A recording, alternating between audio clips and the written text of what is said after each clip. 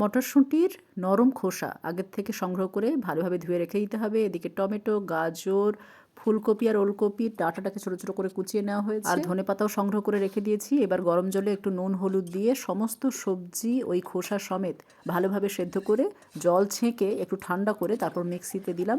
তার মধ্যে একটু আদা টুকরো, পেঁয়াজ, লঙ্কা, রসুনের কোয়া আর টমেটো দিয়ে ভালোভাবে পেস্ট বানিয়ে রেখে দিয়েছি। এবার কড়াইতে একটু তেল গরম করে তাতে জিরে, মৌরি আর শুকনো লঙ্কা ভালোভাবে ভাজা ভাজা করে নিয়ে মিক্সিতে যে পেস্টটা বানিয়ে রেখেছিলাম সেটা দিয়ে দিলাম পুরোটা। এবার ভালোভাবে নাড়াচাড়া করে নিয়ে তাতে হলুদ গুঁড়ো, জিরে গুঁড়ো, ধনে গুঁড়ো, গরম মশলা গুঁড়ো, লঙ্কা গুঁড়ো পরিমাণ মতো স্বাদ মতো বুঝে দিও। তার মধ্যে স্বাদ মতো নুন দিয়ে কিছুক্ষণ নাড়াচাড়া করার পর আগের থেকে তেলে বড়ি ভালোভাবে ভেজে গুঁড়ো করে রেখেছিলাম সেই গুঁড়ো করা বড়ি দিয়ে ভালোভাবে সবকটি উপকরণ মিশিয়ে নিয়ে সামান্য একটু গুঁড়ো মিছরি বা কয়েক দানা চিনি ওপর থেকে ছড়িয়ে সেটা 2-4 বার নাড়াচাড়া করে এবার নামিয়ে নাও।